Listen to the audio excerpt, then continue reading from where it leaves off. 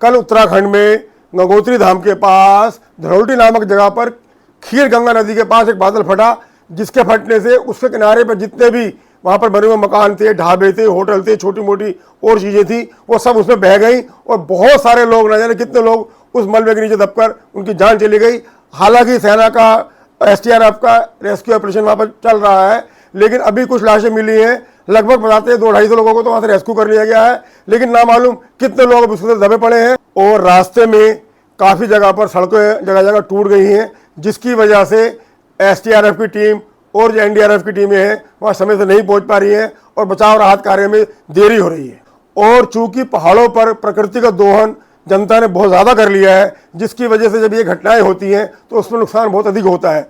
क्योंकि जब गंगा के बिल्कुल किनारे पर आप लोग मकान या कोई दुकान इस तरह की होटल वगैरह बनाते हैं, तो जब बादल फटता है तो वो उसको बहाकर उस नदी में ले जाता है। यदि वही चीज़ गंगा से थोड़ी दूरी पर होगी तो बादल फट भी जाएगा, तो नुकसान उस प्रकार से नहीं होगा। और प्रकृति की इस नाराजगी का बहुत बड़ा उदाहरण अभी कुछ साल पहले हम लोगों ने केदारनाथ में अपनी आंखों से देखा था।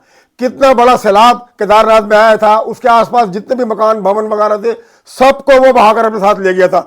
इतनी बड़ी त्रासदी हुई थी, कितने 100 लोग उसके अंदर मारे गए थे, लेकिन उसमें भगवान ने हमें एक चमत्कार भी दिखाया था। जो भीमशिला, जो ऊपर से बहुत बड़ी संख्या में लुढ़कती वहां से आ रही थी, इतनी भारी और इतनी बड़ी भीमशिला जब वो इतनी वेग में वहां से आ रही थी, तो हो सकता था कि वो केदारनाथ के मंदिर से भी टकरा सकती थी।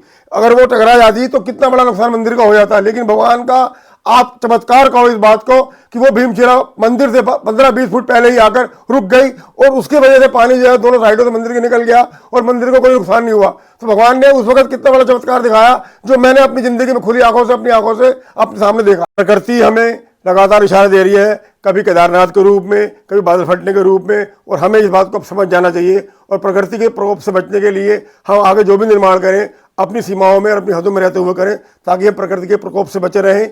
जय हिंद, जय भारत।